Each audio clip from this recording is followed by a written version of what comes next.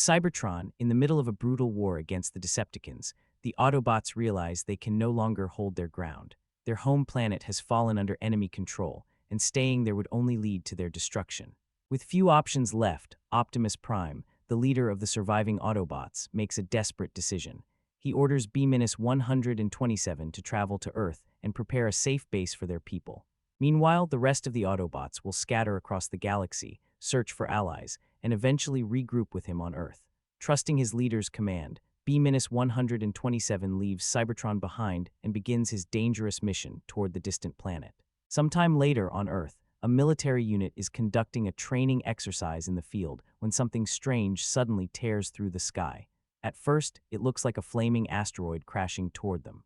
Seconds later, it slams into the ground with terrifying force, triggering a massive blast that throws the soldiers in every direction. As the dust begins to settle, Jack slowly recovers from the impact and contacts the base, urgently requesting medical assistance. He reports that his team has been hit by an unknown object and demands to know what attacked them. Before anyone can understand what is happening, B-127 rises from the crater. Seeing military vehicles rushing toward him, he immediately runs. The soldiers give chase, forcing him to transform into a jeep in an attempt to escape. But after crashing during the pursuit, he abandons the vehicle form and continues fleeing through the forest on foot.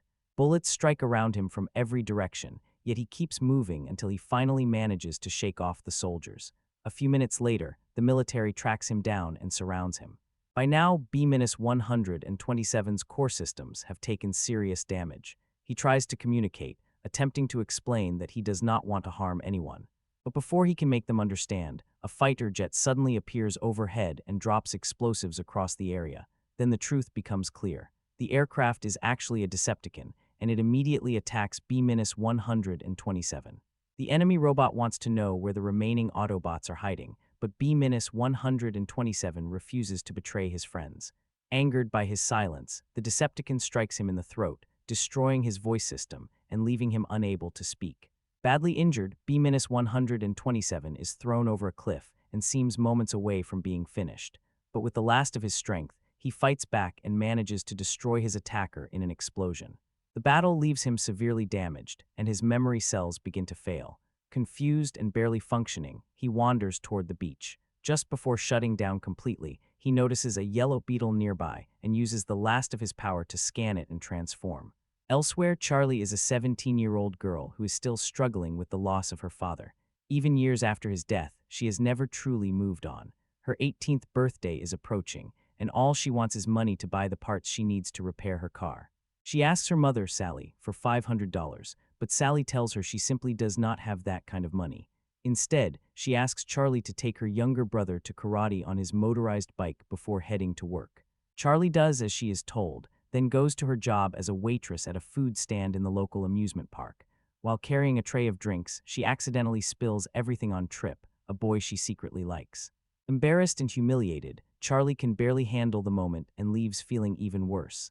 After her shift, she stops by her Uncle Hank's scrapyard, hoping to find second-hand parts for her car. While searching through the workshop, she comes across an old yellow beetle. Curious, she climbs inside and tries to start it. At that exact moment, the car sends out a signal that reaches Cliffjumper, another Autobot, who is currently under attack by two Decepticons. Shatter detects the signal and realizes it may lead them to B-127. She decides they must go after him because he may know where Optimus Prime is hiding. The Decepticons question Cliffjumper, demanding the location of his leader, but when he refuses to answer, they kill him viciously, slicing his body in half. Back at the scrapyard, Charlie picks out some parts, pays Uncle Hank, and returns home. She spends the next several hours working on her own car, trying everything she can think of to bring it back to life. But no matter how hard she tries, it refuses to run. Exhausted and discouraged, she eventually gives up and goes inside. There, she sees her mother trying to act happy with her new husband, Ron, and it hurts Charlie deeply. To her, it feels as if everyone is pretending life has moved on, while she is still carrying the pain of losing her father. The next morning, Charlie wakes up officially 18 years old. Her mother gives her a present, and for a moment, Charlie gets excited, hoping it might be something meaningful. But her excitement quickly fades when she opens the bag and finds a flower-patterned helmet, meant to keep her safe while riding her motorized bike. Then Ron gives her his gift, Instead of anything she actually wants, he hands her a self-help book about the power of smiling. Charlie is clearly disappointed, but she tries to get through the awkward moment. Later that day, she returns to Uncle Hank's workshop and decides she wants the yellow beetle. She offers to work at the shop for an entire year in exchange for the car. But Hank, knowing how much it means to her, chooses to give it to her as a birthday gift instead. After spending a few hours repairing it, Charlie finally manages to get the beetle running. She proudly drives it home and parks it inside her garage. That night, however, she notices something strange about the car. Sensing that something is not right, she goes to inspect it. Suddenly, the beetle transforms back into B-127. Terrified, Charlie watches as the giant robot tries to hide in the corner of the garage like a frightened child. Even though she is scared out of her mind, she slowly realizes that he is not dangerous. In fact, despite his size and alien appearance, the creature seems just as afraid as she is. Just then, Charlie's mother walks into the garage, forcing the robot to instantly shift back into the shape of a car. Sally notices nothing unusual and leaves, and once she is gone, Charlie cautiously tries to speak with the strange machine. Little by little, she realizes he is not a threat. In fact, he seems frightened and confused, and before long, she earns enough of his trust to approach him. Charlie quickly understands that the robot can hear and understand everything she says, but he cannot speak back because his voice system is badly damaged. She introduces herself and then asks him what his name is, but the robot has no answer. He remembers almost nothing about who he is or where he came from. Since he cannot tell her his real name, Charlie decides to give him one herself. Looking at the yellow and black machine in front of her, she chooses to call him Bumblebee. Meanwhile, on the other side of the United States, a couple is arguing about their failing relationship when something blazing suddenly appears in the sky. It looks like another meteor crashing toward the road. Roy panics, not because of his wife, but because he wants to protect his car. He foolishly throws himself in front of it, trying to shield the vehicle, but the falling object strikes a passing truck instead. The couple survives without a scratch. Amber is even more disgusted by Roy's reaction and prepares to leave him for good. But before she can walk away, a second object comes screaming down from above. This time, it slams directly into the car. The couple barely has time to process what just happened before two vehicles emerge from the wreckage and transform into terrifying robots. Without hesitation, Dropkick kills Roy. After that, the two Decepticons move on, beginning their search for B-127. The next morning, Charlie wakes up and immediately rushes to the garage to check on Bumblebee. But when she gets there, he is gone. Alarmed, she runs to her brother, Otis, and asks what happened to the car. Otis tells her that their mother took it to bring the family dog, Conan, to the vet. Hearing this, Charlie grabs her bike and races after them. On the way, her new neighbor Memo tries to talk to her, hoping to start a conversation, but Charlie is too distracted to even respond. When she finally spots the car, Bumblebee recognizes her and excitedly waves from inside his vehicle form. Conan starts barking, making the situation even worse. Terrified that her mother will notice something strange, Charlie speeds up and tells Sally to pull over. She quickly offers to take the dog to the vet herself, hoping to get Bumblebee away before anyone discovers the truth. Later, Charlie takes Bumblebee down to the beach to teach him how to blend in. She explains that he cannot simply reveal himself whenever he wants. From now on, whenever another person is nearby, he has to stay disguised as a normal car. Bumblebee listens carefully, beginning to understand how dangerous it would be if humans discovered what he really is. At the same time, the army detects the arrival of the new alien machines and moves in to investigate. Dr. Powell is thrilled by the possibility of meeting an extraterrestrial species for the first time, seeing the moment as a historic opportunity. But Agent Jack is far more suspicious. When the soldiers confront the robots, Jack demands to know why they have come to Earth. Shatter calmly explains that a dangerous criminal has escaped from Cybertron and is hiding somewhere on the planet. She claims they're only trying to capture him before he puts humanity in danger. She then asks the humans to help locate him, warning that if they refuse, the entire human race could be at risk. Jack does not trust them for a second and immediately rejects the idea of working with them. But Dr. Powell, fascinated by the aliens and eager to learn more, invites them to come with the military so they can speak to higher authorities. Later, during a walk through the woods, Charlie offers to examine Bumblebee's damaged voice system and see if she can repair it. While working on him, she accidentally activates a message that Optimus Prime had sent to him. The moment Bumblebee hears his leader's voice, fragments of his lost memory begin to return. He remembers Cybertron, the war, and the day he was sent away from his home planet. But before the full message can play, the hologram suddenly cuts out. Charlie tries asking him more about what she just saw, but Bumblebee still cannot answer. He attempts to use the car radio to communicate, but that too is damaged and does not work properly. Later, while Charlie repairs the radio, Bumblebee accidentally plays an old tape showing her last diving competition. The video clearly upsets her. For a moment, she becomes frustrated, but she holds back because she understands Bumblebee did not mean to hurt her. He has no idea what the memory means to her. After she finishes fixing the radio, Charlie places it back inside the car. Bumblebee is thrilled, realizing he may finally have a way to express himself. As they listen to music from an old record, Charlie is suddenly overcome with emotion. The song reminds her of her father. She explains that she and her dad used to listen to that music while working together on the Corvette he left behind. That car means everything to her because it is one of the last pieces of him she still has. Then she reveals something even more painful. On the same day she competed in her final diving event, her father died. Since then, she has not been able to go near a pool. She never even got the chance to say goodbye, which is why repairing the Corvette matters so much to her. It is her way of holding on to him. Nearby, Memo happens to drive past and hears the music coming from Charlie's garage. Curious, he decides to stop and check on her. But as soon as he steps inside, he freezes in terror at the sight of a giant robot standing in front of him. Charlie quickly tries to calm him down and explain that Bumblebee is not dangerous. After making Memo swear that he will not tell anyone what he has seen, Charlie encourages Bumblebee to come out and show himself properly. By the next morning, the three of them are already spending time together and go out for a drive. Meanwhile, after meeting with the country's top military officials, Dr. Powell succeeds in convincing them to cooperate with the alien visitors. Jack strongly objects, still convinced that trusting the Decepticons is a terrible mistake, but his concerns are ignored, and he does not have enough authority to stop the decision. As a result, the military gives Shatter and Dropkick unrestricted access to their satellite systems, allowing them to scan the planet for their target. While Charlie, Memo, and Bumblebee drive through town, Bumblebee discovers a clever way to communicate. By jumping between different radio stations and playing bits of songs and broadcasts, he starts using music and sound clips to express what he wants to say.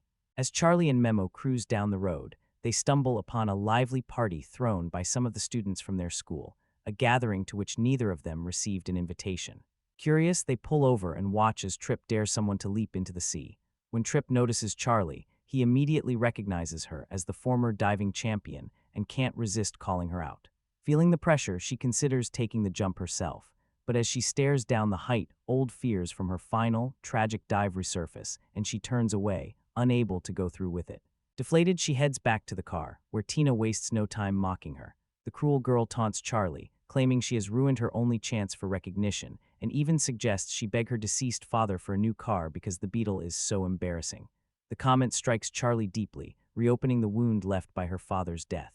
Seeing her friend so upset, Memo sparks the idea of revenge. That night, the trio sets off for Tina's house to egg her car, but Bumblebee takes things far beyond expectation.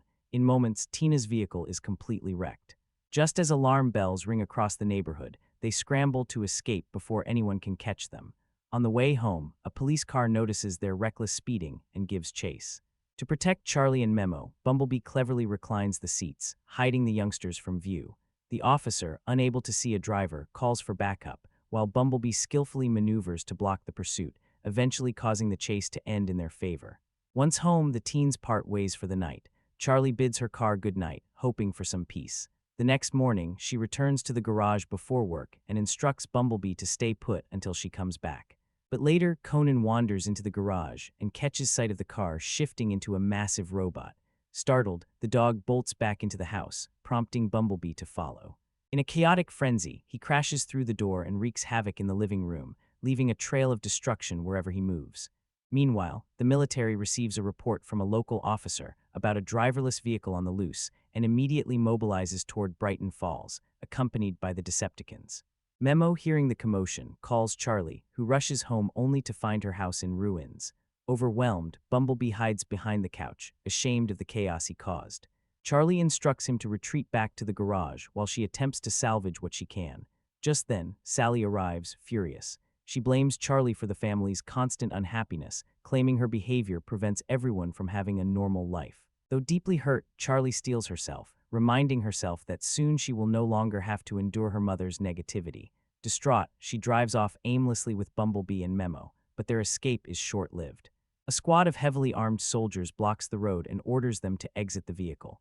Charlie and Memo are captured, but Bumblebee refuses to stand by. He springs into action, rescuing Charlie and fleeing the scene, though federal agents pursue them relentlessly. It isn't long before Decepticon forces attack, bombing their position. Because Bumblebee's memory is fragmented, he doesn't understand the chaos or why they are under attack. He is beaten and interrogated for information about Optimus Prime's whereabouts, while Charlie, trying to help him, is also electrocuted by a stun gun. When she regains consciousness, Charlie finds herself back home. Jack explains the events to Sally in the living room, though her mother refuses to listen to Charlie's side of the story. Determined, Charlie turns to Memo for assistance. At that moment, Otis catches her plotting, but she convinces him to stay home to prevent their mother from discovering her escape. Charlie sets off to find Bumblebee, who is under brutal assault, forced to reveal the location of the other Autobots. With his memory still fractured, he cannot recall anything about his past. Overhearing a Decepticon conversation, Dr. Powell suddenly realizes that aiding these aliens might be a grave mistake. They intend to destroy Earth. The scientist rushes to warn Jack, but is killed before he can deliver the message. Meanwhile, Sally, cleaning up the chaos left in her home, decides to track down her daughter. Despite Otis's attempts to stop her, she discovers Charlie has gone out and coerces him into revealing her destination. Back on Cybertron, Shatter and Dropkick begin planning reinforcements, preparing to summon additional forces from their home planet. After believing Bumblebee has been dealt with, Shatter and Dropkick leave him behind and head toward the nearest transmission tower. Their goal is simple: send a signal back to Cybertron and bring more Decepticons to Earth. The moment they are gone, Charlie rushes to Bumblebee's side. Desperate to save him, she grabs the stun guns and begins shocking his body, hoping to restart whatever systems are still working inside him. For a few terrifying seconds, nothing happens. Then, after several shocks, Bumblebee finally comes back online. Even better, the jolt restores his lost memories, and he suddenly remembers who he is, where he came from, and what he was sent to protect. But there is no time to celebrate. Minutes later, Jack arrives with his soldiers and blasts open the gate. The explosion hits Bumblebee, Charlie, and Memo, throwing them all back. Jack immediately orders his men to get the kids away from the alien and destroy the machine. At first, Bumblebee is ready to give up. He lowers himself, almost surrendering. But when he sees Charlie being harmed, something inside him snaps. Filled with rage, he attacks Jack and lashes out at everyone around him. For a moment, he loses control completely, driven by anger and fear. But then Charlie's voice reaches him. Hearing his best friend call out to him brings him back, and Bumblebee finally calms down. Memo has injured his arm, and Charlie realizes they have to leave immediately. But Bumblebee knows running is not enough. Shatter and Dropkick are about to contact Cybertron, and if they succeed, the Autobots will be doomed. He decides to go after them and stop the message before it can be sent. Charlie refuses to let him face it alone and goes with him, while Memo stays behind to distract the military. Unfortunately, his attempt at playing hero does not go very well.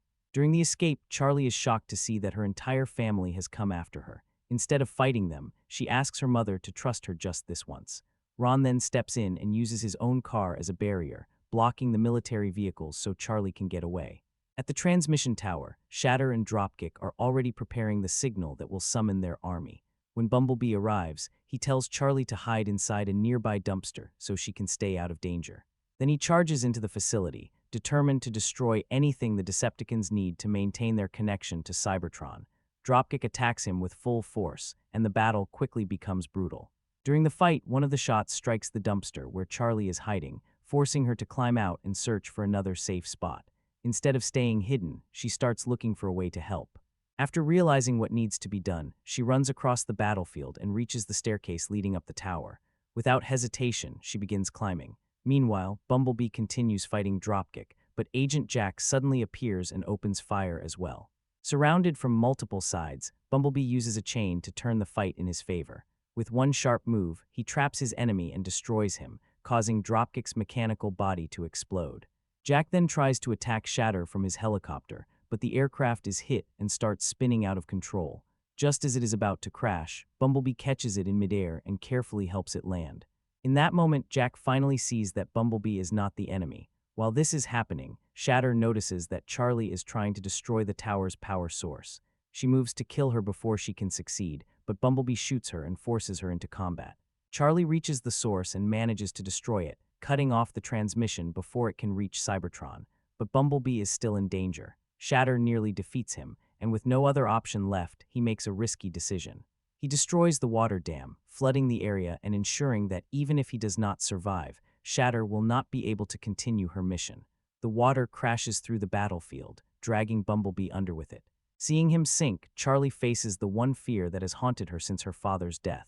She dives into the water after him. Fighting through her panic, she reaches Bumblebee and manages to wake him up. Moments later, they both rise back to the surface alive. There, they come face to face with Agent Jack. This time, he does not try to stop them. Because Bumblebee saved his life, Jack repays him by telling Charlie and Bumblebee to leave before the rest of the soldiers arrive. The next day, after the battle is over, Charlie takes Bumblebee to the Golden Gate Bridge so they can say goodbye. Their time together has changed both of them, but now they each have a separate path to follow. Bumblebee looks across the bridge and notices a Camaro passing by.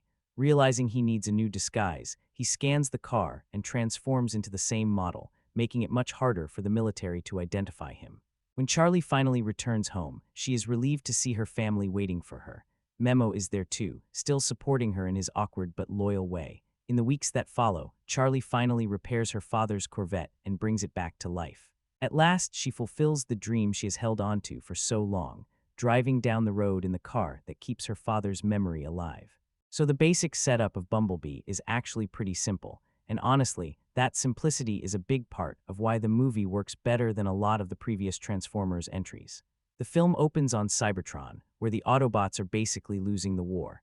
The Decepticons have pushed them to the edge, everything is falling apart, and Optimus Prime sends B-127 away with one clear mission. Go to Earth, establish a safe place, and give the Autobots a chance to regroup. It is not some massive, overcomplicated mythology dump. It is not 10 different armies, ancient relics, secret histories, and 15 robots all screaming over each other. It is just one Autobot, one mission, and one planet that has no idea what is about to land in its backyard. And that Autobot, of course, is B-127, who eventually becomes Bumblebee. He crash lands in 1987 California, which already gives the movie a very different flavor from the rest of the franchise. There is something smaller and more grounded about it right away. Instead of jumping across continents or trying to convince us that the fate of the entire universe depends on every single scene, the movie brings everything down to a beach town setting, junkyards, garages, family tension, and one lonely teenager who finds a broken yellow Volkswagen Beetle. That teenager is Charlie Watson, played by Hailee Steinfeld. She's not just some random kid who stumbles into the plot because the movie needs a human character. She is grieving. She's stuck in that uncomfortable place between childhood and adulthood. Her father is gone, her family has moved on in ways she has not, and she spends a lot of her time fixing things because, emotionally, she cannot fix the one thing that actually broke her. So when she finds this beaten-up Beetle in a junkyard, it makes sense that she is drawn to it. It is old, damaged, forgotten, and sitting there like something nobody else really sees value in. Then she brings it home, starts working on it, and discovers that her new car is actually a giant alien robot hiding from a war. That is where the movie finds its strongest hook. On paper, yes, this is a familiar story. A kid finds a strange creature from another world. They bond. The government gets involved. The bad guys come looking. We have seen shades of this in E.T., The Iron Giant, The Love Bug, and plenty of other family adventure movies. But Bumblebee understands that familiar does not always mean empty. Sometimes familiar works if the relationship at the center feels real enough. And here, the story is not really about saving the world, even though that element is obviously there. The Decepticons are still hunting Bumblebee. The military, led by John Cena's Agent Burns, sees him as a threat. The humans are tricked into trusting the wrong robots. All of that franchise machinery is still present. But the heart of the premise is much smaller. It is Charlie and Bumblebee in a garage, Charlie trying to understand him, Bumblebee trying to remember who he is. Two damaged characters, one human and one machine, slowly helping each other feel a little less lost. That is the part that gives the movie its warmth. Bumblebee is not introduced as just another weapon from space. He is scared, he is confused, he has lost his voice, lost pieces of his memory, and has no real idea who he can trust.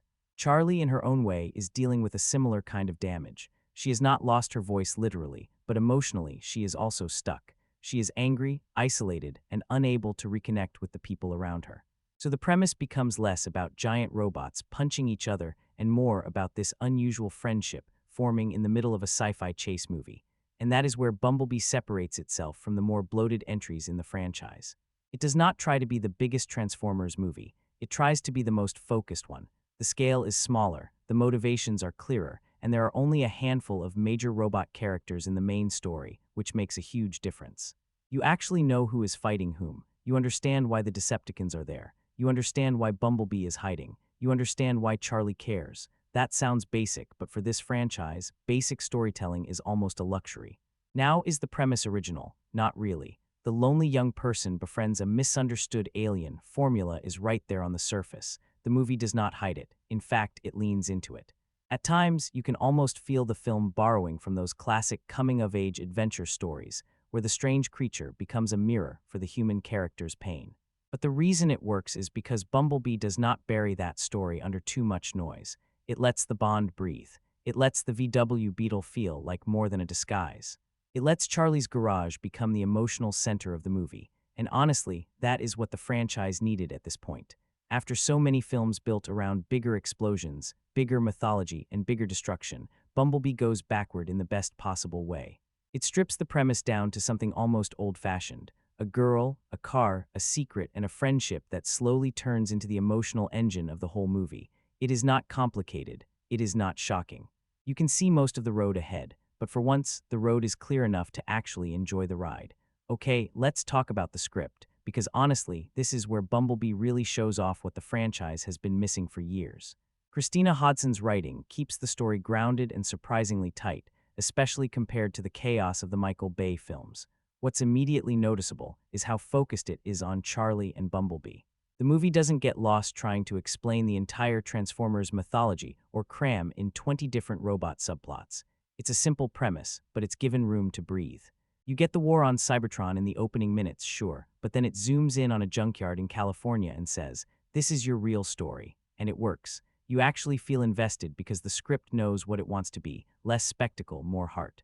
Hodson also does something clever with Charlie. She's not just a prop to make the robot look more heroic. She's grieving, she's awkward, she's fiercely independent, and she's not perfect. The dialogue captures that. She's sarcastic, a little defensive, and very much a real teenager. Some moments lean a little heavily into the teen angst side, sure, but overall, it gives her agency and personality in a way that previous human leads in the franchise rarely had. You can actually believe she'd form a bond with a giant yellow robot. And Bumblebee, the script gives him personality without words. His gestures, his reactions, the way he interacts with the environment, all of that comes from the writing. It's clear that Hodson thought carefully about how to make an alien robot feel like a character, not just a CGI spectacle. The attention to detail is subtle but effective. A simple tilt of the head, a beep at the right time, a hesitant movement, these little choices make him feel alive, and the script sets them up beautifully. Now, it's not perfect. There are predictable beats, sure, and some cliches creep in, like the classic kid befriends alien setup we've seen in E.T. and the Iron Giant. The love subplot with the neighbor Memo feels unnecessary at times, and a few of the military moments are a little clunky. Some of the Decepticon logic stretches credibility, like how they track Bumblebee or how the army reacts to him. But even with those bumps, the script is smarter than most of the franchise. It prioritizes character over spectacle, and that makes all the difference. Another thing Hodson does well is balance humor and emotion. You get genuinely funny moments, Bumblebee struggling to understand household objects, the stop-motion style physical gags, but it never undercuts the heart of the story. The friendship, the grief, the small victories, they all land because the script gives the audience space to care. Ultimately, the writing keeps the movie from feeling like a mindless CGI parade. It doesn't overcomplicate, it doesn't try to do too much, and it trusts the characters to carry the story. The quiet moments between Charlie and Bumblebee are honestly the strongest beats in the entire franchise so far, and that's down to Hodson's script knowing exactly when to step back and let the audience feel something. So yes, it's familiar. Yes, it's a little safe, but compared to what came before, it's a breath of fresh air. The writing gives Bumblebee a backbone of emotion and character that the earlier films desperately lacked, and that's what makes it actually worth caring about. The thing that really holds Bumblebee together, more than the action, more than the nostalgia, even more than the whole Transformers mythology, is Hailee Steinfeld. And honestly, she has a harder job here than people might give her credit for. She spends a huge part of this movie acting opposite a robot that is not really there, and somehow she sells it. Not in a loud, look how emotional this is kind of way, but in these smaller reactions, the hesitation, the guarded sarcasm, the way Charlie looks at Bumblebee like she wants to trust him, but is also terrified of needing someone again. Charlie could have easily become just another teenage misfit with a tragic backstory. The movie gives her all the ingredients for that: dead father, strained family, awkward social life, mechanical hobby, angry attitude. On paper, it is familiar, very familiar, but Steinfeld gives the role enough texture that Charlie feels more like a person than a plot device. She's not always instantly lovable, either, and that actually helps. She can be moody. She can be closed off. She can be unfair to the people around her. But the performance makes it clear that this is not just teen rebellion for the sake of teen rebellion. There is grief under it. There is guilt under it. There is that feeling of watching everyone else move forward while you are still stuck in the same emotional place.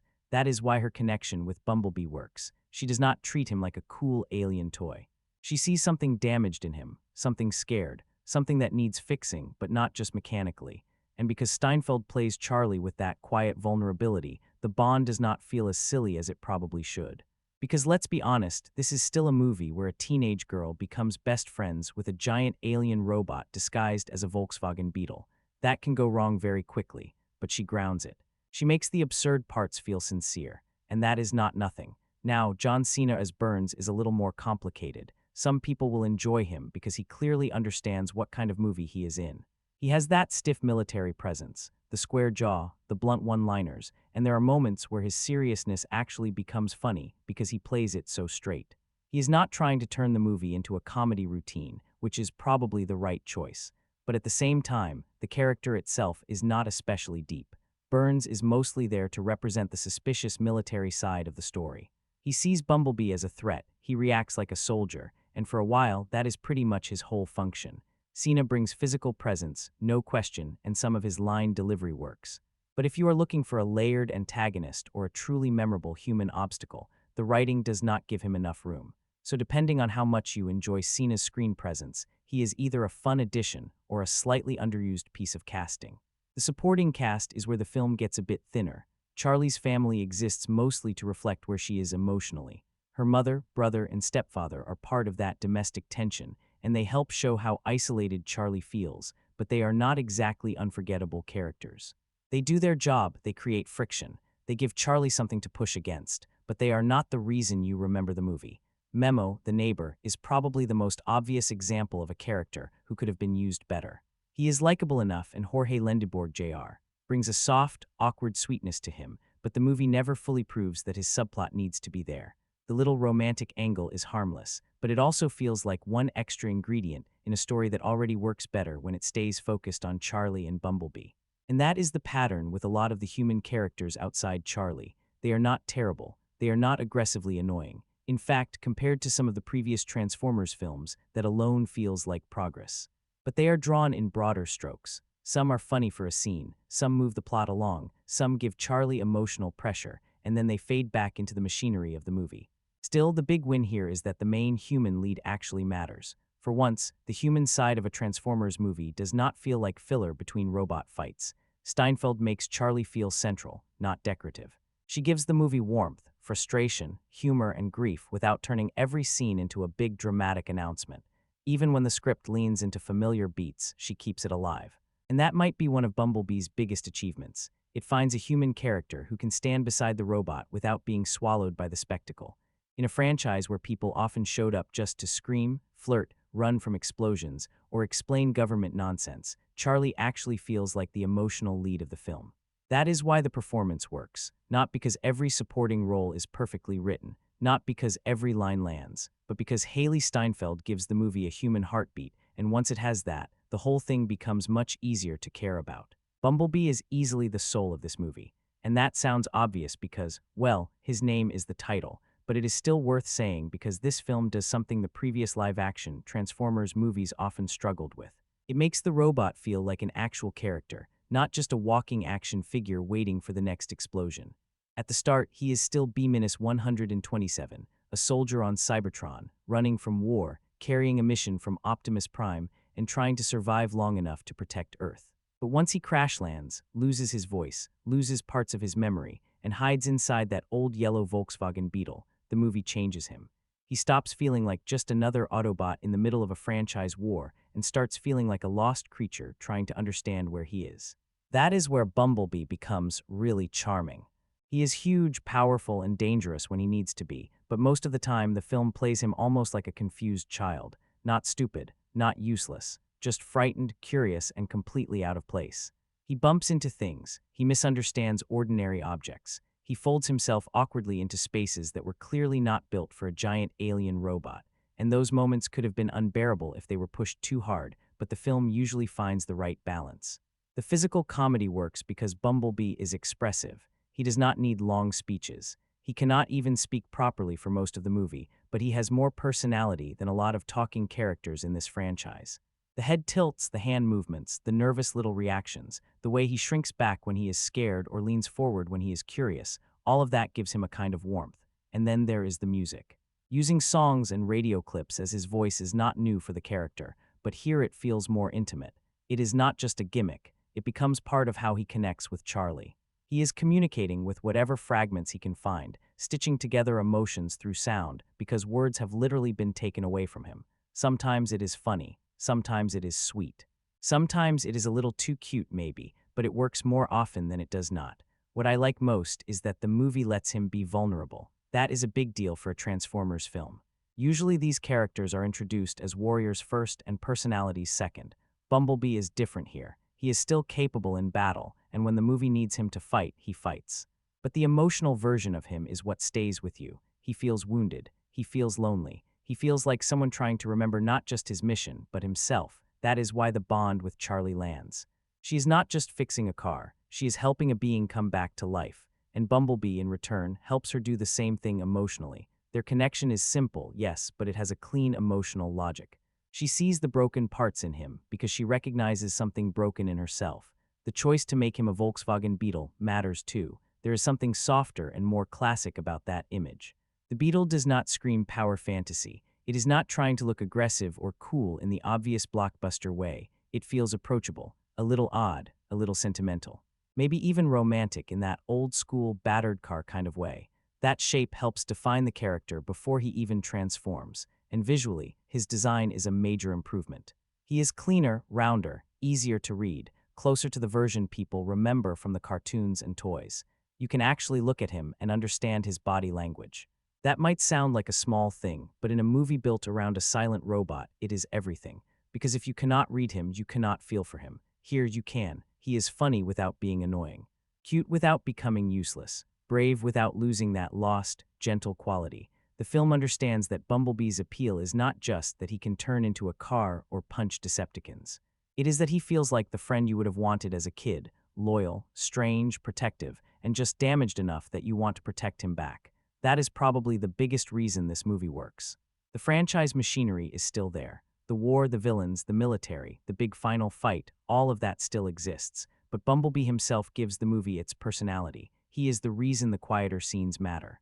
He is the reason the emotional beats do not collapse into pure cheese. He is the reason this film can feel smaller and still feel satisfying. For once, the robot is not just part of the spectacle. He is the heart of the story. What Travis Knight brings to Bumblebee is not just a different visual style. It is a different attitude. That might be the biggest shift. This does not feel like a movie desperately trying to win every scene by being louder than the last one. It is not constantly elbowing you in the ribs, begging you to laugh, throwing metal everywhere, cutting between explosions, soldiers, jokes, helicopters, screaming humans, and robots you can barely tell apart.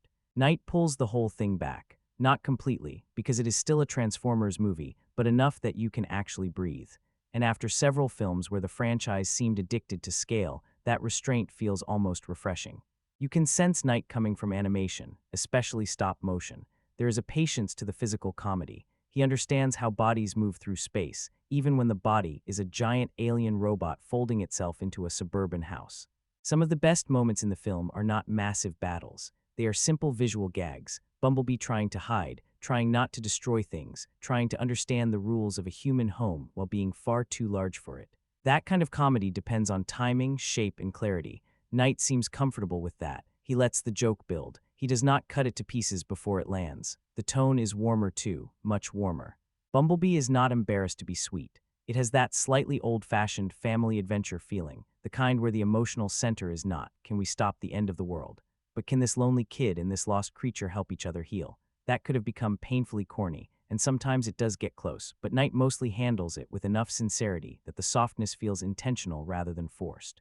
There is a childlike quality to the movie, but not in a dumb way. More like it is trying to recover the innocent wonder that should have been part of this franchise all along. The idea of discovering that your car is secretly alive should be magical. It should be funny. It should be a little scary. It should feel like something you would have imagined as a kid while staring at a toy on your bedroom floor. Knight seems to understand that. That is why Bumblebee often plays less like a giant war epic and more like a coming-of-age movie that happens to have giant robots in it. Charlie's grief, her isolation, her friendship with Bee, the 1980s setting, the garage scenes, all of that gives the film a softer rhythm. It is not always rushing toward the next fight. It spends time on awkward silence, small discoveries, and those little moments where a character begins to trust someone again. Now, whether that works for you probably depends on what you want from a Transformers movie. For some viewers, this approach is exactly what the series needed. Less chaos, more emotion, cleaner storytelling. A film that remembers action is more exciting when you care about who is in danger. In that sense, Knight's direction feels like a course correction. He takes the same basic ingredients, Autobots, Decepticons, the military, Earth under threat, and somehow makes them feel less exhausting. But there is another side to it. If your idea of Transformers is jaw-dropping spectacle, massive battles, and non-stop mechanical destruction, then Bumblebee might feel a little too gentle. The action is less frequent. The scale is smaller. The movie spends a lot of time on Charlie and Bee's relationship, and if that emotional thread does not hook you, you may start waiting for the robot combat to return. That is a fair complaint. The film does not fully escape formula, and its softer tone can sometimes make the stakes feel smaller than they should. There are moments where the teenage drama pauses the momentum. There are moments where the sentiment is laid on a bit too neatly, and some of the military material still feels like leftover franchise machinery that had to be included because, well, this is still Transformers. But even with those issues, the direction has a clear personality. Knight is not just imitating the earlier films. He is trying to steer the franchise towards something more human, more playful, and more emotionally accessible. He gives Bumblebee room to be charming instead of just powerful. He gives Charlie room to be wounded instead of just the human lead. He gives the action room to be readable instead of overwhelming. And the result is a movie that feels lighter without feeling empty. Not every joke lands. Not every emotional beat is subtle. Not every supporting character gets the same care, but the overall tone is surprisingly controlled. It is sincere, a little goofy, occasionally sentimental, and much more interested in connection than destruction. For a franchise that had spent years trying to go bigger, Bumblebee finds its strength by going smaller. And honestly, that may be the smartest directorial choice Travis Knight could have made. The action in Bumblebee is probably one of the clearest signs that this movie understood the assignment differently. Because yes, there are still giant robots fighting. There are still explosions, crashes, weapons, military vehicles, Decepticons dropping from the sky, all the usual Transformers ingredients. But the difference is, this time you can actually tell what is happening. And I do not mean that as a small compliment. In a franchise where robot fights often looked like somebody threw a junkyard into a blender and shook the camera, Bumblebee feels almost shockingly readable. The characters have shape, they have color, they have silhouettes. When Bumblebee fights a Decepticon, you know where Bumblebee is, where the enemy is, what the movement is, and what the danger is supposed to be. That should be basic blockbuster grammar, but after the previous films, it feels like a miracle. The opening on Cybertron is the scene that probably made a lot of longtime fans sit up immediately. It is quick, but visually, it has the energy people had been waiting to see in live action for years. The Autobots and Decepticons actually look like recognizable versions of themselves. The designs are cleaner, brighter, more connected to the cartoon and toy roots. There is a sense of personality in the robots before they even do much. You are not squinting at a pile of metal trying to figure out who just got punched. That alone changes the feeling of the action. Bumblebee himself also benefits from a much better design philosophy. He looks mechanical, but not over-designed to the point where he becomes unreadable. You can see car parts moving. You can understand how the Beetle becomes the robot. The transformations have a little more weight and logic to them, as much logic as a transforming alien car can have anyway. It is still fantasy, obviously, but it feels more tactile than just a flash of CGI noise. And when he moves, there is character in it. That is what separates the visual effects here from simple spectacle. Bumblebee does not just run, jump, and punch. He reacts, he flinches, he hesitates, he scrambles around in panic. He can be clumsy in a house and dangerous in a fight, and the effects support both sides of him. That is important because the movie depends on us seeing him as more than a machine. The visual effects are not just there to impress, they are doing performance work. The fights themselves are also staged with a lot more control. Travis Knight does not cut every half second just to create artificial intensity. He lets you see the choreography. There is a punch, a counter, a fall, a recovery. You understand the geography of the scene. Even when the movie goes big, it rarely becomes complete visual soup. That said, the action is not perfect. Some of the fights are a little simple. You can argue that for a movie about giant alien machines, it does not always push the battles as far as it could. There are moments where you feel the potential of these robot clashes, and then the movie pulls back before it becomes truly spectacular. For viewers who come to Transformers mainly for huge combat sequences, Bumblebee may feel a bit restrained. Maybe even too restrained, and I get that. This is not the kind of entry that tries to bury you under action for 2.5 hours. It reduces the chaos, but it also reduces the quantity. There are car chases, robot fights, and a pretty engaging final battle, but the movie spends a lot of time away from combat. Some people will see that as maturity. Others will see it as a missed opportunity. The final action stretch works better than expected because it mixes the human stakes with the Transformer conflict. It is not just metal hitting metal in an empty space. Charlie is involved. Bumblebee has something to protect. The threat is clear. The geography makes sense. And because the movie has spent time making us care about the relationship, the battle has more impact than it would have as pure noise. Still, the film never completely escapes its franchise DNA. There are moments of sensory overload. There are explosions. There is the expected big finish. There are a few beats that feel like the movie checking off the "now we need a blockbuster" sequence box. But compared to the earlier chaos, this is far more elegant. The visual effects are impressive not because they are the biggest, but because they are finally serving the story. The robots look distinct. The transformations feel smooth. The action is visible. Bumblebee's body language actually matters. And the Cybertron material gives you just enough of that old-school Transformers fantasy to make you wish the movie had stayed there a little longer. So no, Bumblebee is not the most massive action spectacle in the franchise, but it might be one of the few where the action feels clean, intentional, and connected to character. And in a series built around giant robots punching each other, being able to follow the punch is a pretty big win. One of the smartest choices Bumblebee makes is setting the story in 1987. Not just because the 80s are easy nostalgia points, although, yes, the movie absolutely knows how to press that button, but because the period setting gives the whole film a softer, more specific identity. It immediately separates this from the slick, modern, military-heavy feel of the other Transformers movies. Suddenly, we are not in a world of glass skyscrapers, black SUVs, and massive government operations taking over every scene. We are in junkyards, garages, small-town streets, bedrooms with posters on the wall, old cars, cassette tapes, and that slightly sun-faded California look. It feels smaller, warmer, more lived in, and that matters. The production design does a lot of quiet work here. Charlie's world is full of objects that tell you who she is without needing a long speech. The garage, the tools, the broken-down cars, the music, the clutter, it all gives her life texture. She is not just the girl character. She is someone who likes machines, someone who understands repair, someone who feels more at home with old parts and engines than with the people around her. That is why the Volkswagen Beetle fits so perfectly. A yellow Beetle is not an intimidating car. It is not sleek. It is not aggressive. It has personality before Bumblebee even transforms. It feels a little odd, a little sweet, a little forgotten. And when Charlie finds it sitting in a junkyard, the car already looks like something from another life. Damaged, dusty, overlooked. In a way, the design is doing emotional storytelling before the robot even wakes up. The movie also uses the 1980s setting to bring back the cartoon spirit of Transformers without making the whole thing feel like a toy commercial. The robot designs are cleaner and more recognizable. The colors pop more. The silhouettes actually make sense.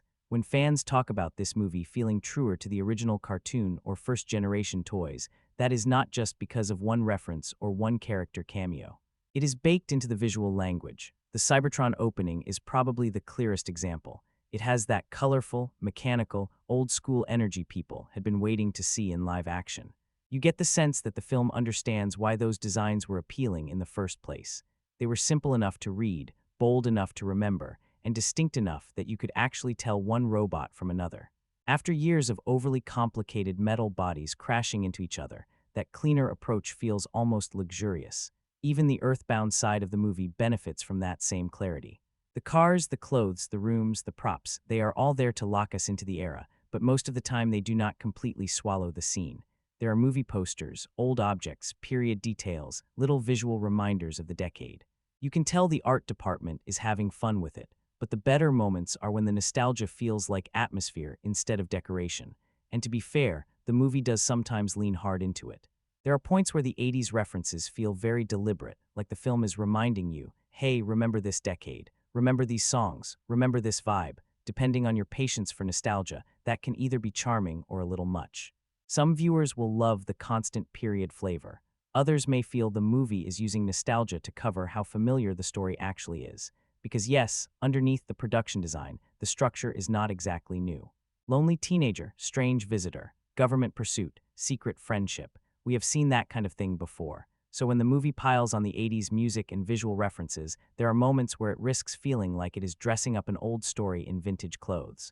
But honestly, the look still helps more than it hurts. The 1987 setting gives Bumblebee a personality that the franchise badly needed. It makes the world feel approachable. It makes the robot designs easier to love. It makes the emotional story feel more like a coming-of-age adventure than a massive sci-fi war machine. And it lets the movie connect with different audiences at the same time. People who grew up with the old cartoons, people who like that Amblin-style kid-in creature energy, and younger viewers who just see a bright yellow robot hiding in a beat-up car. The best thing about the production design is that it understands the value of charm. Not everything has to look huge. Not everything has to be metallic, dark, and aggressive. Sometimes a rusty beetle in a junkyard says more than another giant spaceship. Sometimes a messy garage tells you more about a character than another military briefing room. Sometimes a cleaner robot design is more exciting than 1,000 tiny moving parts. That is what Bumblebee gets right visually. It does not just recreate the 1980s for nostalgia. It uses the period to soften the franchise, to humanize it, and to remind us that Transformers does not always have to feel like the end of the world.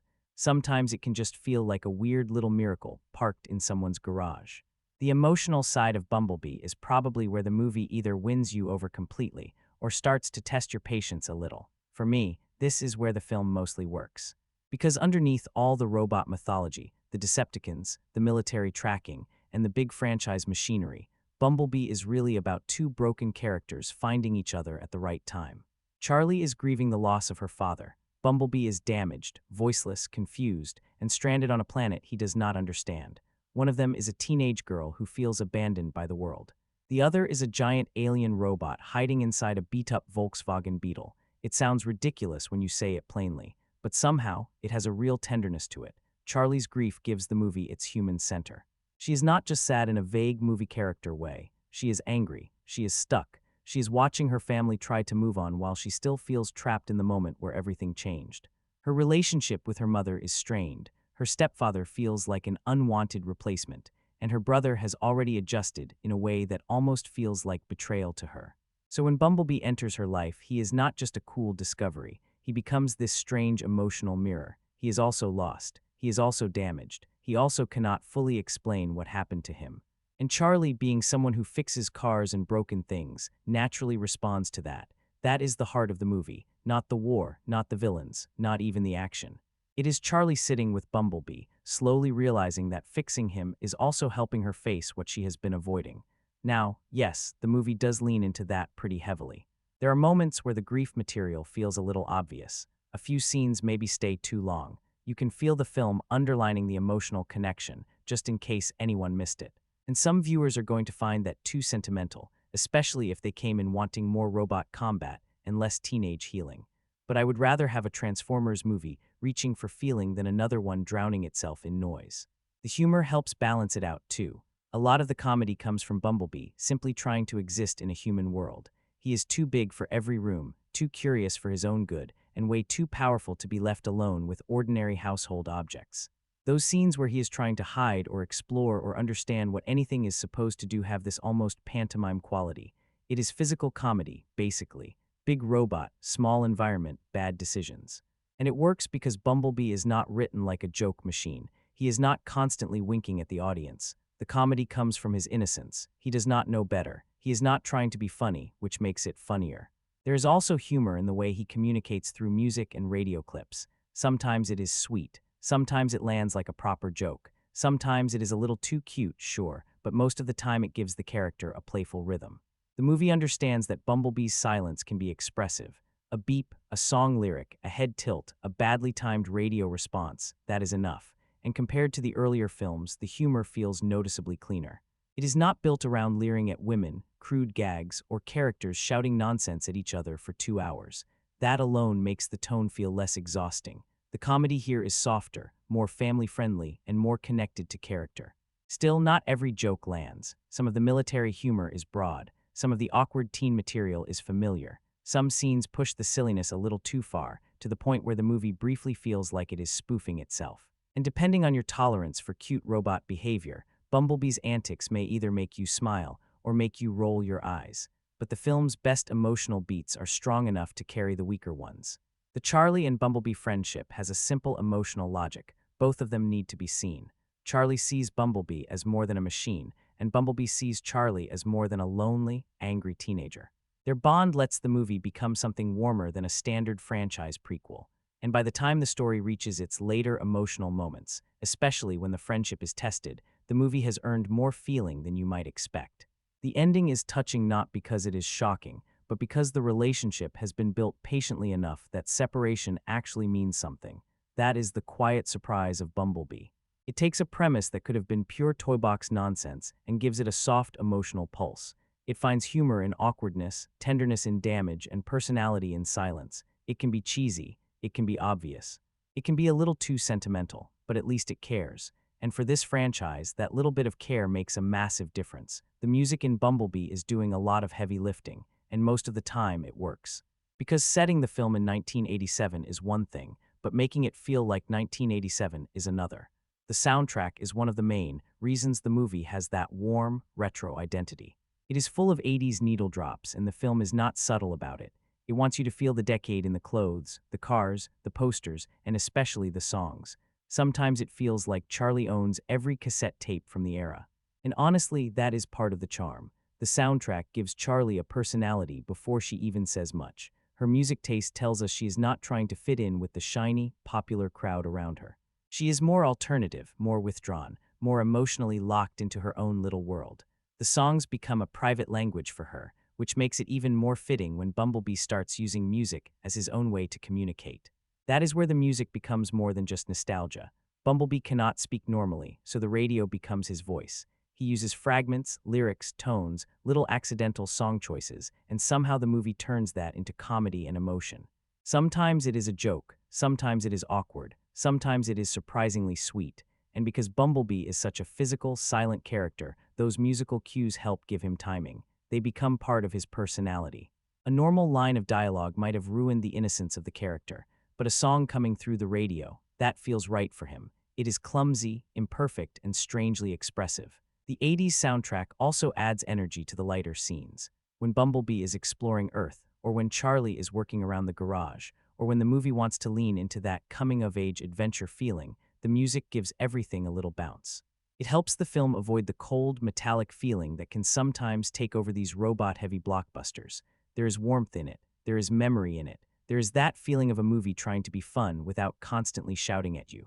Now, does the movie overuse the nostalgia sometimes? Yeah, a little. There are moments where you can almost feel the soundtrack saying, "Remember the 80s, remember this song. Remember this mood." It occasionally becomes less like atmosphere and more like a checklist. And if you are already skeptical of the story, the amount of familiar music might start to feel like the film is using nostalgia to cover up how familiar the plot really is. That criticism is fair, because beneath the songs, this is still a very recognizable story. Lonely teenager, strange visitor, secret friendship, government pursuit, big emotional goodbye. The soundtrack can make those beats feel fresher, but it cannot completely hide how classic or predictable the structure is. Still, I would rather a movie use music with personality than drown every scene in generic blockbuster noise. And then there is Dario Marianelli's score, which deserves a little credit too. It does not always call attention to itself the way the needle drops do, but it knows when to soften a scene and when to lift it. In the emotional moments, it gives the friendship between Charlie and Bumblebee a gentler shape. In the bigger action moments, it adds scale without turning everything into pure bombast. The score understands the movie's balance. This is not just a robot war film. It is also a story about grief, loneliness, friendship, and learning how to move again after loss. so the music has to be playful and emotional, nostalgic and exciting, sometimes silly and sometimes sincere. For the most part, it finds that line. What I like most is that the soundtrack and score both support the movie's personality. The songs give the film its period flavor. The score gives it emotional weight. And Bumblebee's radio communication turns music into a character tool, not just background decoration. That is why the music stands out. It is not only there to remind older viewers of the decade. It helps build Charlie's world, gives Bumblebee a voice, and makes the movie feel warmer than a Transformers prequel had any right to feel. Yes, it can be a little much. Yes, the nostalgia button gets pressed more than once. But when the music clicks, it gives Bumblebee exactly the kind of heart and texture the franchise had been missing. One of the quiet blessings of Bumblebee is that it does not feel like it wants to trap you in the theater forever. And for a Transformers movie, that is almost shocking. The film runs under 2 hours, and you can feel the difference right away. It is tighter, cleaner, and much less exhausting than the massive, overstuffed entries that came before it. There is still action, still military business, still Cybertron mythology, still Decepticons chasing after Bumblebee, but the movie does not pile on subplot after subplot until the whole thing collapses under its own weight. It knows what the main story is. Charlie finds Bumblebee. Bumblebee is hiding. The Decepticons are coming. The military gets involved. Charlie and Bumblebee form a bond. That is it, really. And honestly, that focus helps the pacing a lot. The movie is not constantly dragging us across the globe, introducing secret histories, ancient artifacts, random government characters, and endless robot names that disappear 5 minutes later. It stays mostly in one place, keeps the emotional thread clear, and gives the story a shape you can follow without needing a flowchart. That said, the pacing is not flawless. The opening on Cybertron is fast, energetic, and exciting. It gives fans that big burst of robot war spectacle right away. Then the movie slows down dramatically once Bumblebee reaches Earth and Charlie enters the story. For viewers who are invested in the emotional side, that slowdown works. It lets the movie breathe. It gives Charlie's grief some space. It makes the bond with Bumblebee feel earned instead of rushed. But for viewers who came mainly for combat, that middle section might feel a little too gentle. There are quite a few scenes of Charlie dealing with her family, her sadness, her loneliness, and her frustration. Some of that material is important. It gives the film heart. But a few moments do linger longer than they need to. The movie sometimes repeats the emotional point after we already understand it. Charlie misses her father, she feels disconnected from her family, and Bumblebee gives her something to care about again. It works emotionally, but pacing-wise, you can feel the film pressing the same bruise more than once. The same thing happens with some of the lighter comedy. Bumblebee trying to adapt to Earth is charming, and a lot of the physical humor lands, but every now and then the movie pauses just a bit too long on the cute robot behavior. Not enough to ruin anything, but enough that you can sense the film enjoying its own sweetness. Still, compared to the previous franchise entries, this is a much more controlled experience. The action scenes do not arrive every 5 seconds, but when they do, they are easier to follow and less tiring. The movie avoids that numbing rhythm where every set piece tries to be bigger than the last. Instead, it builds in a more traditional way, a dramatic opening, a quieter character-driven middle, and then a final act where the robot conflict and human stakes come together. The final stretch is where the pacing picks up again. The Decepticon threat becomes more immediate, Charlie's loyalty to Bumblebee is tested, and the movie moves into its big action finish. And because the film has not already buried you under 2 hours of non-stop destruction, the finale actually has room to feel exciting. That is the advantage of restraint. When everything is huge, nothing feels huge. Bumblebee seems to understand that, at least more than most of the earlier films did. Now, some people may still feel the movie is a little too soft in the middle. Others may feel the action is too spread out. And there are moments where the teen drama slows the momentum when the story should maybe be moving sharper. But even with those issues, the film's runtime keeps it from becoming a chore. It is punchy enough to stay watchable. It is short enough to avoid the franchise's usual bloat. And it is focused enough that even when a scene drags, the movie never completely loses its direction. That might sound like modest praise, but for this series, modest discipline is a big deal.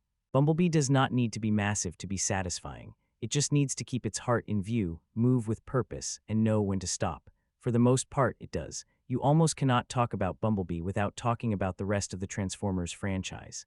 Because the movie is not just being judged as its own thing. It is being judged as the film that arrived after years of noise, exhaustion, bloated mythology, and robots smashing into each other while the camera had a panic attack. And that context matters. The first live-action Transformers still has a special place for a lot of people. It had the excitement of seeing these characters in live action for the first time. It had that big blockbuster energy. It had Shia LaBeouf's nervous, fast-talking charm.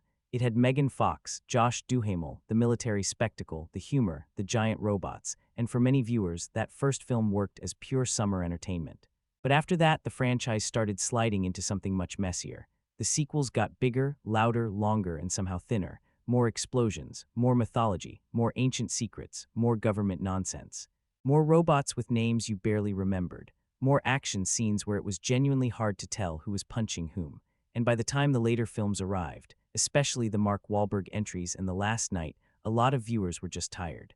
Not angry anymore, just tired. That is why Bumblebee feels like such a correction. It is not trying to outbay Michael Bay. It does not look at the previous movies and say, what if we made this even louder? Instead, it goes in the opposite direction.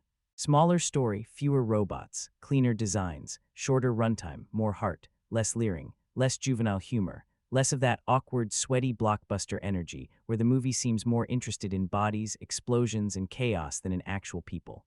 And honestly, that alone makes it feel like a relief. For the first time in a while, the human lead is not just there to scream, pose, explain plot mechanics, or run through debris.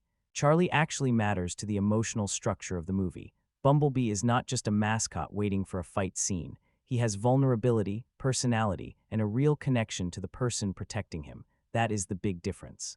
The earlier films often treated humanity like decoration around the robot war. Bumblebee flips that. The robot war is still there, but the human relationship is the center. Now, some people will say this is easily the best film in the franchise, and I get why. It avoids so many of the worst Bay-era habits that it almost feels miraculous by comparison. The action is legible. The humor is less embarrassing. The female lead is treated with respect. The robots look closer to the cartoon and toy versions. The story is not trying to juggle 5 different apocalypses at once. It feels like the film this franchise maybe should have started with. But there is another side to that argument. Some viewers still prefer the 2007 film, and that makes sense too. That first movie had a certain blockbuster spark that Bumblebee does not fully replicate.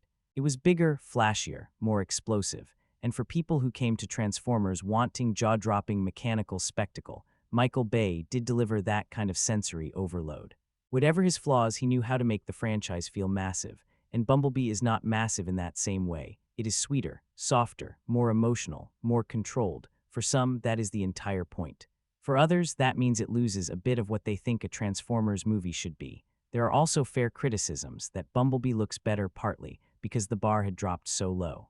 After several sequels that many people found exhausting or incoherent, a simple, charming, competently told movie can feel like a masterpiece just because it is not actively punishing you. That does not mean Bumblebee is flawless. It is familiar. It borrows heavily from the first film and from classic kid meets alien stories. It still has military characters, Decepticons, a final battle, and some franchise machinery it cannot fully escape. So when people call it a miracle, maybe part of that miracle is just basic storytelling. But basic storytelling is exactly what this series needed. The clearest improvement is the sense of restraint. Instead of overwhelming the audience, the movie actually invites you in.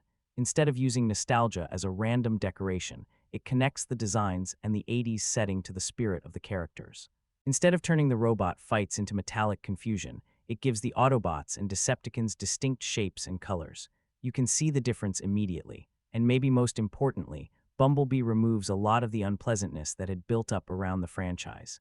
The leering camera work, mostly gone, the crude infantile humor, dialed way down, the racial stereotypes and abrasive side characters, not really the focus here, the endless chaotic destruction, reduced.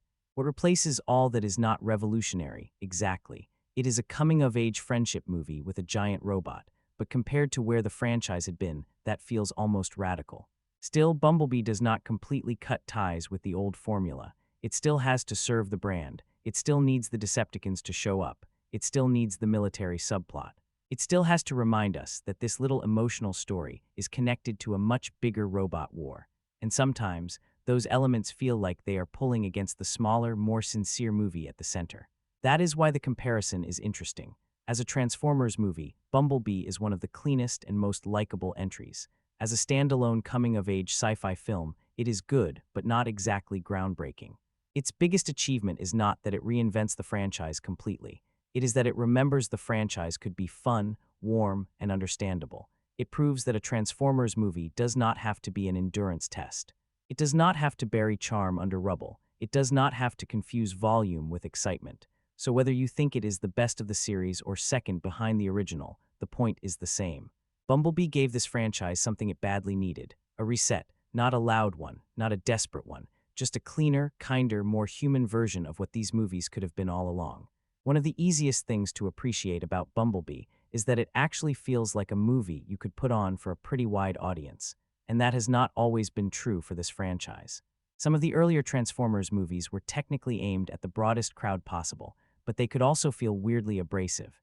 Too loud for some viewers, too crude in places, too long, too chaotic, too loaded with jokes that aged badly or maybe never worked in the first place. They were family blockbusters in theory, but not always in spirit. Bumblebee feels different. This one has a softer, cleaner, more inviting energy. Kids can enjoy it because, at its most basic level, it is about a friendly yellow robot who turns into a car, hides in a garage, breaks things by accident, and fights bad robots when he has to. That is simple, that is easy to understand. That is the kind of fantasy that does not need a complicated explanation to work. A child does not need to know the full history of Cybertron to get why Bumblebee is fun. He is big. He is sweet, he is loyal, he is a little clumsy. And when danger shows up, he protects the people he cares about. That is enough. But the movie also has something for older viewers, especially anyone who grew up around the 80s cartoon or the original toy designs. The Volkswagen Beetle, the cleaner robot look, the Cybertron opening, the music, the whole 1987 atmosphere, all of that gives longtime fans something familiar to hold on to. It is not just nostalgia thrown randomly on screen. Well, sometimes it is a little heavy-handed, sure, but mostly it gives the movie a sense of warmth. For parents or casual viewers, the appeal is probably more about the emotional story. Charlie's grief, her relationship with her family, her bond with Bumblebee, that material gives the film a more human shape than just robots fight, city breaks, credits roll. You can watch it as a sci-fi adventure, but also as a coming-of-age story about a lonely teenager learning how to reconnect with life.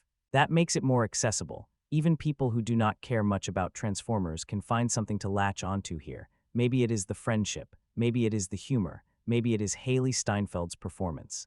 Maybe it is just the fact that the movie is not constantly overwhelming you, and as pure escapist entertainment, it does the job nicely. It is colorful, fast enough, emotional enough, funny enough, and short enough that it does not become a punishment. You can watch it on a weekend with family and not feel like you need to defend every minute of it.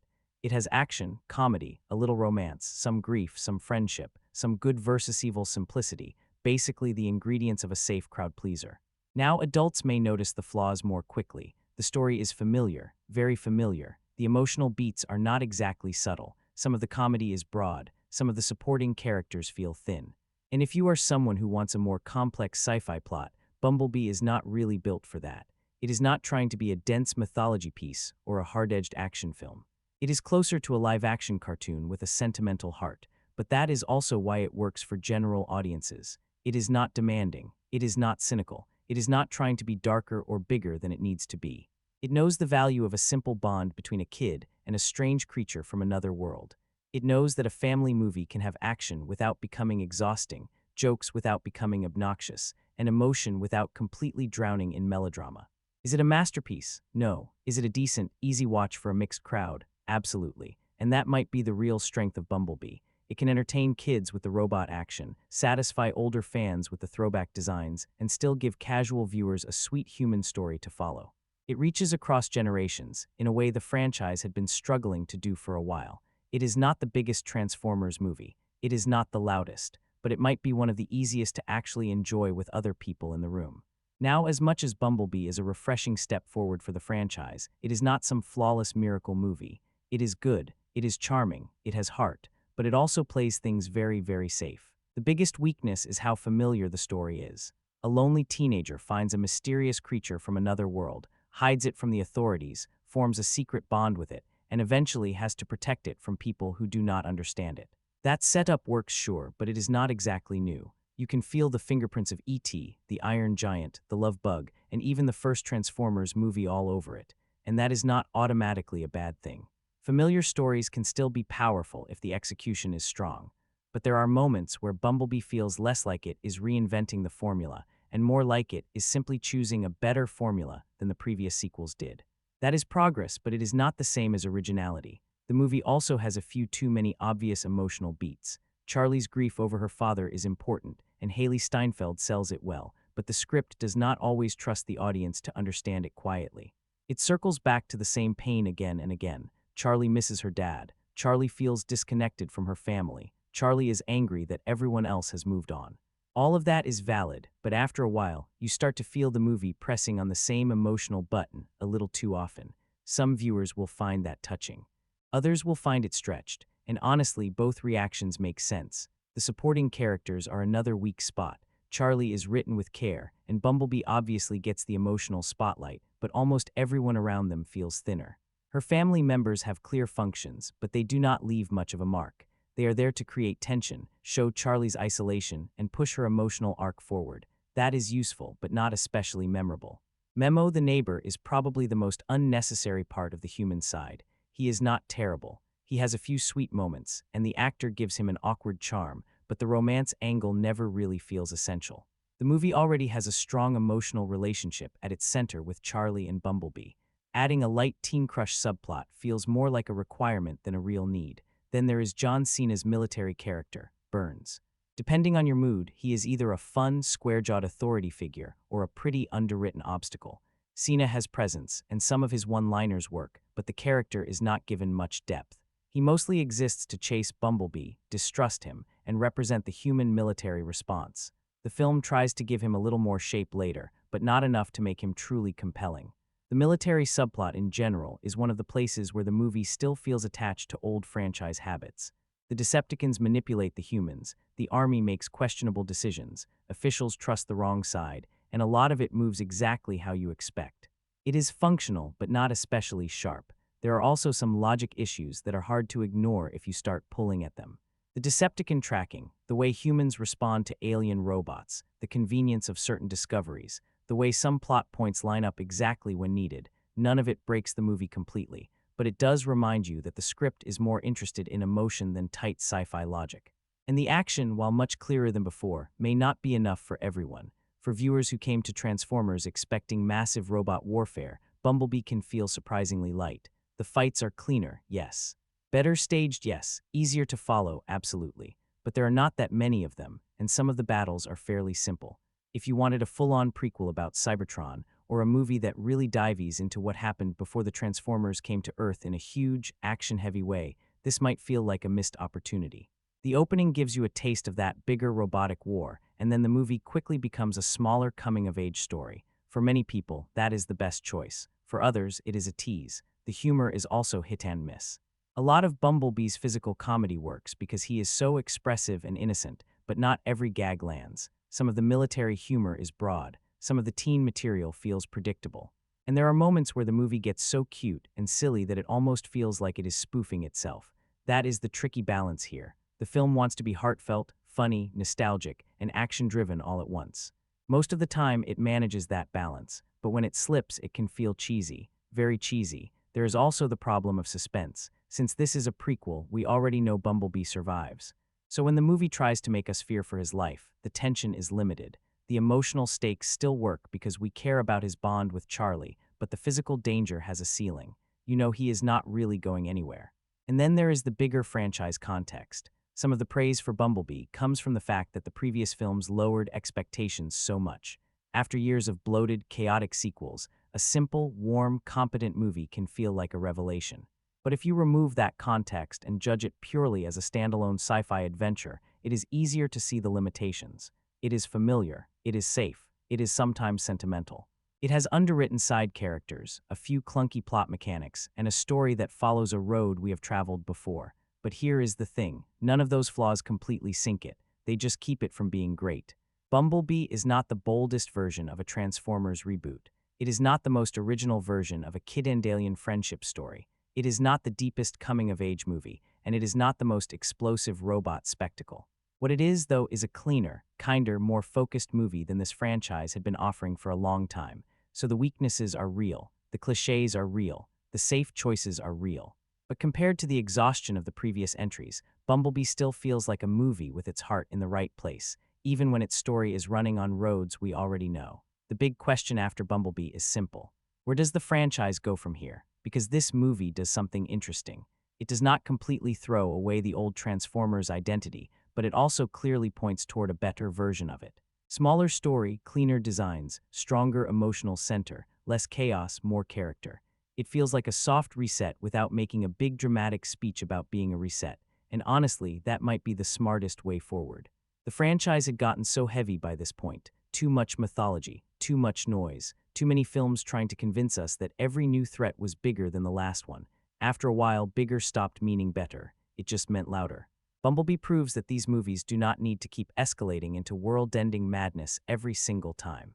Sometimes one robot, one human relationship, and one clear emotional story can do more than an army of CGI machines crashing through cities. That is the lesson the series should take from this. Not that every future movie needs to copy Bumblebee exactly. That would become boring too. But the tone, the clarity, the sense of heart, keep that. Absolutely keep that. There is definitely potential in continuing this warmer, more character-focused direction.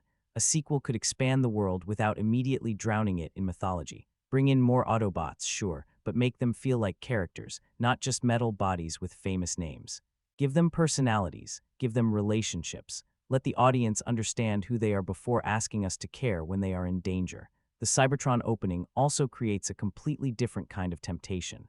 Because let's be honest, those few minutes made a lot of people want an entire movie set there. The designs, the colors, the cartoon accuracy, the feeling of finally seeing those characters in a way that looked closer to their original spirit, that was exciting. A full Cybertron film could be incredible if it had the same visual clarity and emotional discipline. Not just endless robot warfare, but an actual story about loyalty, resistance, loss, and survival. That could work. But it would need restraint. That is the key. The danger with a Cybertron set movie is obvious. It could very quickly turn into 2 hours of machines hitting machines, and then we are right back where the franchise started to lose people. The reason the Cybertron material in Bumblebee works is because it is focused and brief. Expanding that into a full film would require real character work, not just nostalgia. There is also the question of Travis Knight. A lot of viewers would probably be happy to see him return, because he clearly understood something the previous films often missed. He did not treat the robots as the only attraction. He treated them as characters inside a story. That sounds basic, but in this franchise, it makes a huge difference. If Knight or any future director continues with that approach, the series has room to grow. But if the franchise looks at Bumblebee and only learns the surface-level lessons, people like 80s music, people like old designs, people like cute robot behavior, then it could easily slip into another kind of formula. Nostalgia can help, but it cannot be the whole plan. A beetle, a cassette tape, and a cartoon-accurate robot design are nice. They are not a substitute for story. The bigger hope is that Bumblebee gives the franchise permission to slow down. Not every sequel has to be a massive escalation. Not every film needs ancient secrets, giant beams in the sky, and a final battle that destroys half a city. The Transformers universe is big enough for different kinds of stories. A coming-of-age adventure, a war film on Cybertron, a smaller survival story, maybe even another Earth-set movie that lets the Autobots interact with humans in a way that feels personal rather than purely destructive. That is the exciting part. For the first time in a while, the future actually feels flexible. Of course, there is skepticism too, and it is fair. This franchise has promised fresh starts before. It has had moments where you thought, maybe now they have figured it out, and then the next entry falls back into old habits. So the concern is not whether Bumblebee works on its own. It does. The concern is whether the people steering the franchise understand why it works. It is not just because it is smaller. It is because it cares. It cares about Charlie. It cares about Bumblebee. It cares about how action is staged. It cares about how the robots look. It cares about tone. It cares about making the audience feel something before asking them to cheer for destruction. That is what future films need to protect. Some viewers may still feel the series should end, especially if they are completely burned out on Transformers as a brand.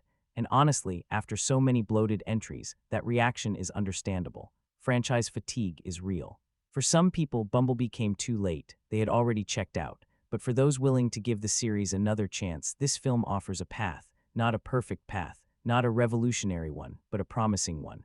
If future installments build from the warmth, clarity, and character-first approach here, then Bumblebee could be remembered as the moment the franchise finally corrected course. If they ignore those lessons and run straight back into overstuffed chaos, then it will feel like a missed opportunity. And that would be a shame, because Bumblebee proves something surprisingly simple. There is still life in this franchise. It just needs a heart, a clear story, and maybe a little less metal screaming at the screen.